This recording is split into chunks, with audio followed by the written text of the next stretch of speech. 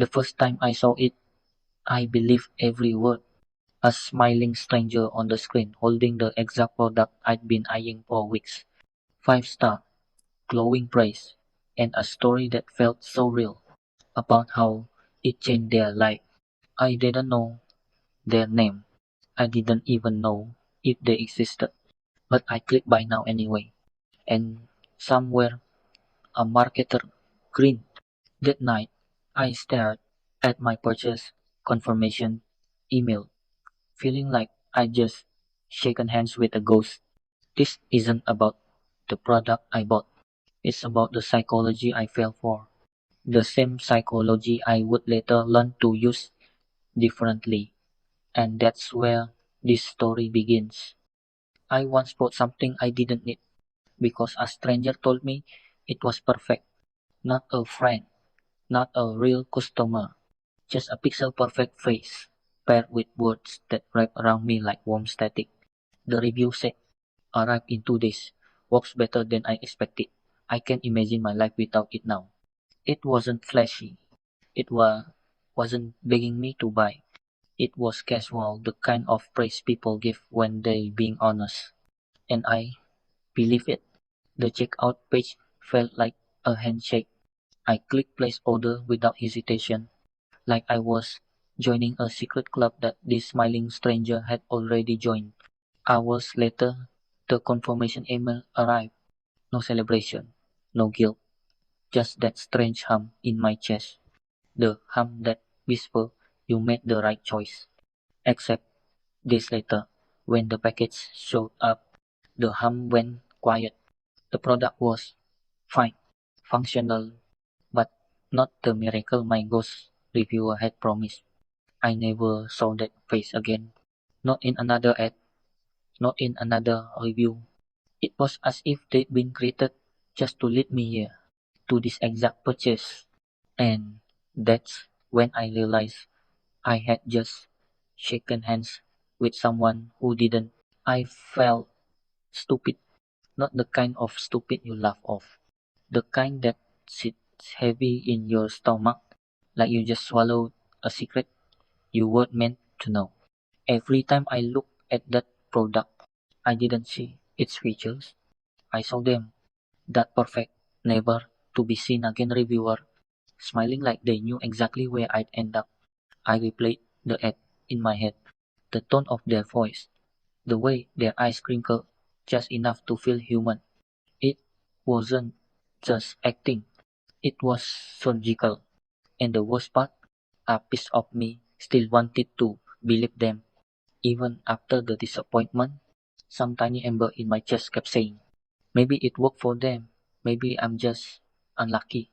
I didn't tell anyone about the purchase, not because of the money, but because I felt complicit, like I'd stepped into a con and smiled while they tied the ropes.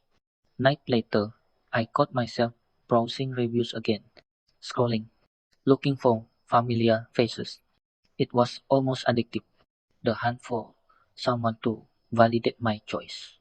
That's when the nausea hit, not from the product, from the realization that maybe this was never about products at all.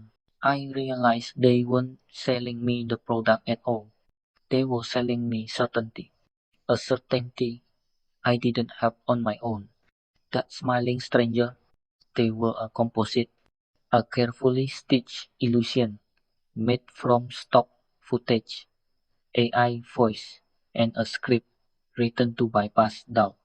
The words felt personal because they were stolen from real people, pulled from genuine reviews of other products, reshaped until they could sell anything. It hit me like a slow bruise. I wasn't their target customer.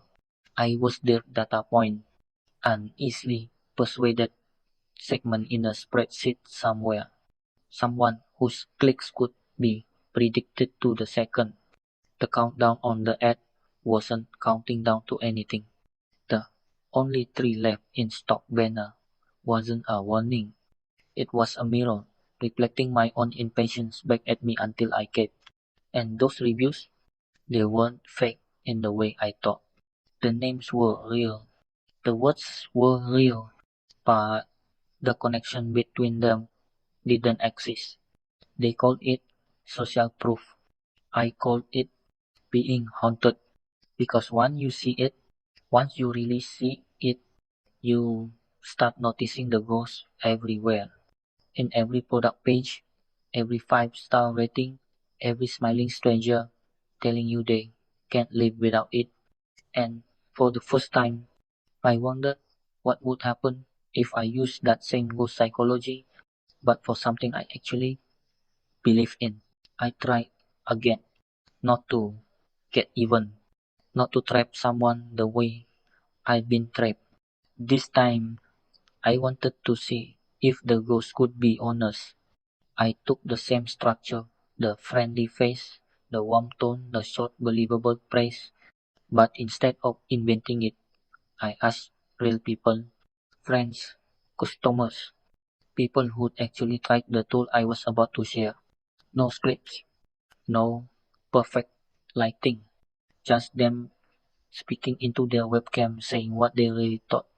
I stitched their clips together, not to make them seem flawless, but to show that they were human. Some stumbled, some laughed halfway through their sentence. One even admitted it not perfect, but it been worth it for me. I put that video at the top of my landing page, and right under it I left the affiliate link, but this time with a line that read, "Yep, I make a commission if you buy, and I'm okay with you knowing that."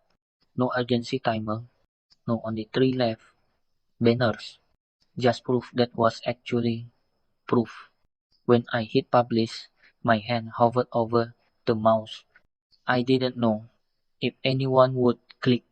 I didn't know if honesty could stand against the ghost, but deep down I hoped it could. Here's what really happened. I didn't wake up to a flood of sales. There was no overnight explosion of clicks, no screenshot-worthy spike in my analytics. What I got was 3 sales, total commission $4.83. On paper, it was nothing, barely enough for a coffee. But the strange thing was, it didn't feel small, because every one of those clicks came from someone who'd seen the whole truth. They knew I was earning a commission. They saw the awkward pauses in the testimonials.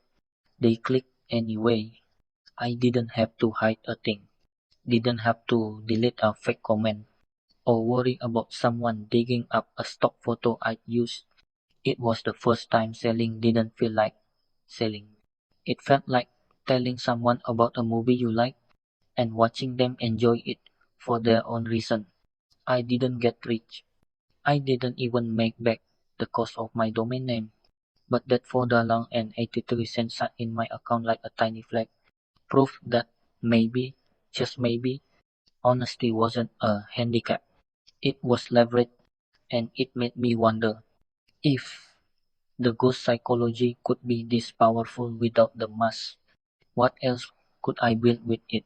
If you've ever felt that quiet sting, the one that comes after realizing you bought into a story, not a product, then you already know how deep this goes. You've seen the ghost, you felt the pull of their warm, perfect words, and maybe, like me, you've wondered if there was a way to use that pull without the lie. I'm not here to convince you. I'm not here to tell you what you should buy. But if you've been nodding along, if any part of my mess sounds like your mess, then you know exactly why I'm leaving a tray. In the description, there's a link. It's to the same tool I shared with those real people in my video. Yes, it's an affiliate link. Yes, I earn a commission if you use it. But here's the thing, whether you click it or not, you'll walk away with something I didn't have when I started. Choice. you make with your eyes open. That's all I wanted when I was on the other side of the screen. Not a push, not pressure, just proof and a door I could choose to walk through. And if you ever decide to walk through mine, I'll be right here without the mask,